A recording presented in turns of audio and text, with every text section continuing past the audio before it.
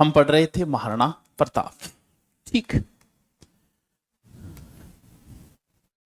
युद्ध की योजना कर रहे थे हम, हल्दी घाटी की ओर रवाना हुए थे। इधर से हल्दी घाटी से रवाना हुआ कौन, सॉरी मानसिंह। मानसिंह मांडलगढ़ होते में मोलेला, और मोलेला के बाद में वो एक गांव में पहुंचा जिसका नाम था खमनोर। ठीक है जी। इधर से महाराणा कुंभलगढ़ से रवाना हुए और रवाना होके वो एक जगह पे पहुंचे, उस जगह का नाम है गोकुंदा। ठीक है, ये तंग पहाड़ियां हैं, दो स्थान है, नजदीक नजदीक ही है। इनके बीच में पीले कलर की पहाड़ियां हैं। पीले कलर की होने की वजह से उसका नाम है हल्दी घाटी। ये युद्ध के सबके नाम है, गोगुंता का युद्ध है, हल्दी घाटी का युद्ध है, खमनोर का युद्ध है। और जब भी आपको हल्दी घाटी युद्ध का सीन मिले तो आप देखोगे कि उसके पीछे एक नदी दिखाई हुई है। कौन सी नदी है? बनास। इस युद्ध को बनास का युद्ध भी कहा जाता है क्योंकि बनास नदी के किनारे लड़ा गया था। सबसे पहले जो व्यवस्थाएं की जाएगी, राजा अपना मैनेजमेंट करेगा, राजा अपनी सेना को व्यवस्थित करेगा, राजा हमेशा बीच में रहेगा। महाराणा प्रताप बीच में रहेंगे। महाराणा प्रताप इस युद्ध में स्वयं शामिल हुए थे। मेवाड़ वालों में लगभग ये है ही, जैसे सांगा है, खानवा युद्ध थे, देखो कितनी बड़ी सेना है। सांगा अगर खुद नहीं जाता युद्ध में तो भी काम चल जाता नहीं, लेकिन आगे आगे तैयार बैठे लड़ाई करने। तो महाराणा स्वयं इस युद्ध में आए हैं। इधर से महाराणा प्रताप घोड़े के ऊपर बैठे हैं, के नाम है चेतक। तीन घोड़े थे ये, एक तो था चेटक, एक था एटक, एक था त्राटक। ऐसा कहते हैं कि उदय सिंह के समय कोई घोड़ा बेचने आया था इधर गुजरात साइड से, काठियावाड़ से। 5 घोड़े थे वो टोटल। उन घोड़ों की परीक्षा लेने के लिए उन्हें खड्डे में फेंक दिया गया था लुक के अंदर। तो उनमें से 2 तो मर गए थे, 3 निकले थे, जिनमें से एक महाराणा प्रताप ने लख लिया था, कहते एक अमर सिंह के पास, एक शक्ति सिंह के पास। ये नाम इसका रियल तो था चेटक। इसको इंग्लिश में लिखा जाता है CHETTAK, और इस वजह से इसको हिंदी में फिर कन्वर्ट किया तो क्या बन गया? चेतक। रियल नाम इसका चेतक था। उसके पास में भामाशाह भी खड़े। ये राजा बीच में, राजा के आगे एक सेना रहती है, उस सेना को कहा जाता है, बड़ी ही महत्वपूर्ण सेना होती है हरावल सेना। हरावल सेना में रहना एक गौरव का विषय होता था। अपने आप पे घमंड करते थे कि हम राजा जी की हरावल सेना में हैं। क्यों? इसका मतलब वो ऐसा जैसे एक तो कांस्टेबल हो गए, कांस्टेबल में ही अलग से ट्रेनिंग करके बनते कमांडो।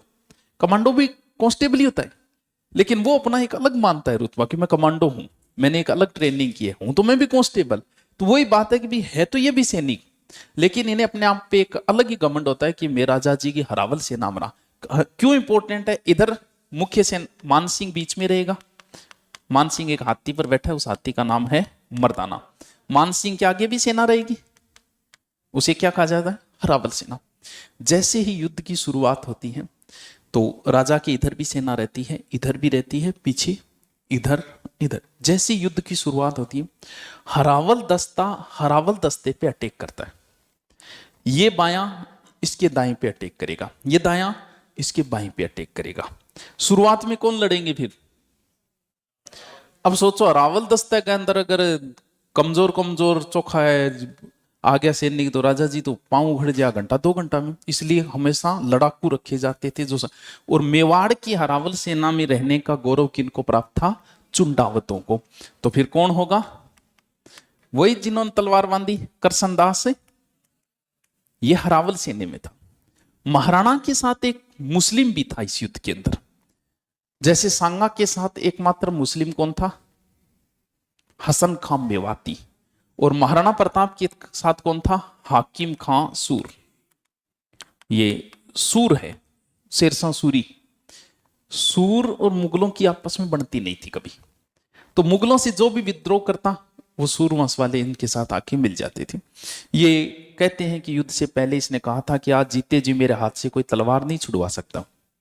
ये युद्ध में मारा गया, तलवार इसके हाथ में थी। कहते हैं कि वो तलवार जब छुड़ानी चाहिए तो छुटी नहीं, तो इसे तलवार सहित यहां दफना दिया गया था। इसका मकबरा यहीं पे है, कहां? खमनोर के अंदर। इधर भी हरावल सेना में रहेगा कोई, उधर है आसफ खां। किसकी ओर से? मानसिंह। और भी कई है, मुख्य मुख्य नाम है, अभी बाद में लिख देंगे। और राजा के पीछे एक सेना रहती है, पीछे रहने वाली सेना का नाम होता है चंद्रावल। उधर भी रहेगी, इसके पीछे। क्यों? पीछे से कोई अटैक न कर दे, तो पीछे भी एक सेना रहेगी चंद्रावल। महाराणा की चंद्रावल सेना का नेतृत्व किया था भील, जिसका नाम था पुंजा। ये एक भील है और पहाड़ियों में लड़ने में एक्सपर्ट होते हैं भील, तीर चलाने में सबसे एक्सपर्ट होते हैं भील। जब युद्ध शुरू होगा तो ये पहाड़ियों में छुपे हुए हैं। मुगलों को बहुत परेशान किया इन्होंने भीलों को। ये महाराणा का कितना बड़ा सहयोगी हो सकता है आप देखो, महाराणा ने इसे राणा लगाने की इजाजत दी थी। इसका नाम है राणा पुंजा। हमारे भारत में बहुत क्रांतिकारी हुए हैं, बड़े बड़े हुए हैं, गांधी जी से भी ज्यादा नामी लोग हुए हैं, लेकिन पैसों पे फोटो तो गांधी की आती। मेवाड़ में अगर सिक्के पे फोटो एक तरफ तो राजा की है, महाराणा प्रताप की, और दूसरी तरफ अगर किसी बंदे की है, पुंजा की, यानी सिक्कों पे इसकी फोटो आती थी, तो सोचो कितना बड़ा सहयोगी रहा होगा ये महाराणा प्रताप का। तो भील, पुंजा, और भी कई नाम है, केशव वगैरह, और उनको बाद में, महत्वपूर्ण ये है इसलिए थोड़ा ध्यान रखें। राजा के इधर भी एक सेना रहेगी, उसकी चंद्रावल सेना में था मेहतर खां, इसका नाम याद रखना, आगे काम आएगा ही। एक माधव सिंह भी था, एक ही नाम याद रख लेना, कौन सा, मेहतर खां। राजा की इस साइड में भी एक सेना रहेगी। इधर था रामसा तंवर और इसके 3 बेटे, रामसा तंवर, और इधर था जाला मान सिंह। उधर सैयद खां और गाजी खां, और इधर था सैयद खां। ये है दोनों सेनाओं की व्यवस्थाएं। दोनों सेनाएं आपस में सेट हो गई, अपनी अपनी सेना को सेट कर लिया। भयंकर गर्मी थी, जेठ का महीना, भयंकर गर्मी। कितना, 2 तारीखें आते हैं, 18 या 21 जून 1576। बहुत भयंकर गर्मी पड़ती है। अपनी रेत से भी भयंकर तपते हैं पहाड़। पहाड़ों में कभी गर्मी में आप जाओगे ना, हालत खराब हो जाती है। पत्थर है वो, तो पत्थर और तपता है। तो भयंकर गर्मी के बीच में लड़ा गया युद्ध था। 2 तारीखें आती है, कोई इतिहासकार 18 बताता है, कोई 21 बताता है, दोनों ही सही है। दोनों तारीख कभी नहीं आएगी, एग्जाम में एक ही पूछी जाएगी। अब जब सेनाएं व्यवस्थित हो गई, मान सिंह के साथ एक राइटर भी आया था। नोट्स बना रहे हो हल्दी घाटी का? उस राइटर का नाम था बदायूनी, मुंतखब उत तवारीख इसकी बुक का नाम है। मुंतखब, नाम तो क्या याद रहे, मुंतखब उत तवारीख, ये राइटर यानी लेखक है।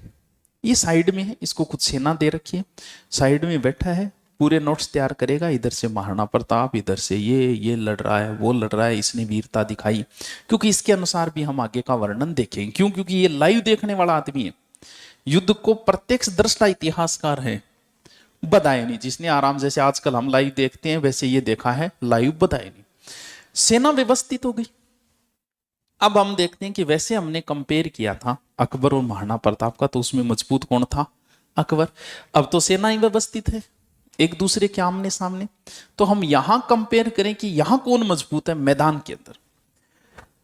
इस युद्ध में तोपों का प्रयोग नहीं हुआ था। क्यों? क्योंकि पहाड़ियों में तोप ले जाना बहुत मुश्किल है। 1-2 बराबर घोड़े नहीं चल सकते वहां। आप देखोगे ना, हल्दी घाटी इतनी ऊंचाई है, आज ही बहुत मुश्किल है, तो तोप को तो ले जाना बहुत मुश्किल है। इसलिए कोई छोटा मोटा कोई तोप हाथी पर रख के लिए तोप होता ना, बाकी तोपों का प्रयोग इसमें नहीं हुआ था। अपने पास तो तोप वैसे ही नहीं थी। अब दूसरों सेना देखते हैं, मजबूती का पता किससे चलेगा? सेना से। जिसकी सेना मजबूत है वर्तमान में वही है।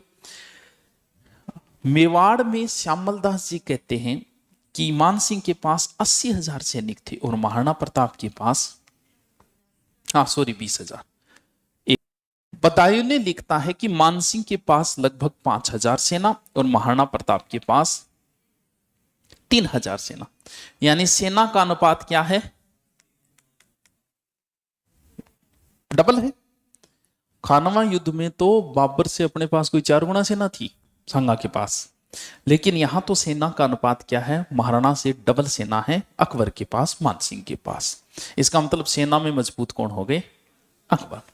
युद्ध जो जीते जाते हैं वो अनुभव से जीते जाते हैं। बाबर ने जो युद्ध जीता था वो अनुभव से जीता था। बाबर ने अपने जीवन में बहुत युद्ध किए थे, वो अनुभव से जीता था, सेना से नहीं जीत पाया था बाबर युद्ध को। महाराणा प्रताप को कितना का अनुभव है युद्ध का? राणा कब बने? 1572। राणा बनने के बाद उनके जीवन का पहला युद्ध कौन सा है? किसके साथ? तो भाई जिये ही थे तैयारी करो और पहले बहुत पेपर दे गया वो आईएएस को लग गयो नाखो। अब वर्ल्डावे का आरएस को पेपर टफ आ गयो तो तैयारी करता तो है 3 महीना पेपर टफ आ गयो। भाई अपने महाराणा प्रताप के जीवन का पहला युद्ध, और वो भी किसके साथ, जलालुद्दीन मोहम्मद। अब मान लो थे नया नया उठेड़ा और थारी लोकप्रियता अच्छी है, चुनाव लड़ने मोदी के सामने उठ जाओ, कई लड़ियो भी हो, योगी के सामने भी 1-2 लड़े हो, क्यों अरे इतने बड़े। तो पहला युद्ध, हाँ उन्होंने युद्ध किए होंगे, कब, अपने पिता के समय, उदय सिंह के समय उन्होंने कुछ युद्धों में भाग लिया था, लेकिन वो तो एज ए क्या लिया, कुंवर के हिसाब से, यानी निर्देश देने वाला तो उदय सिंह था, यानी घर पहली बार संभाले हुए और पहली बार घर संभालता ही पहलो सीधो ही लड़ाई किंग साग होगी अकबर। इसका मतलब और इधर मान सिंह तो अनुभव ही अनुभव उसके पास, खान है वो तो अनुभवों की, अनुभव में भी महाराणा प्रताप यहाँ क्या है, कमजोर है। प्लस पॉइंट अगर थोड़ा देखे तो ये है कि मैदान अपना है, घर अपना है, अपने मैदान पे युद्ध हो रहा है, बस ये थोड़ा सा प्लस पॉइंट है। अब युद्ध की शुरुआत जो होगी, ऐसा कहते हैं कि युद्ध की शुरुआत महाराणा प्रताप की ओर से हुई। महाराणा प्रताप की ओर से एक हाथी मेवाड़ की ध्वजा झंडा लेके बाहर आया और युद्ध शुरू हुआ। जैसे युद्ध शुरू होता है सबसे पहले आते हैं कवि और गानों बजाना, माहौल बनाते हैं युद्ध का।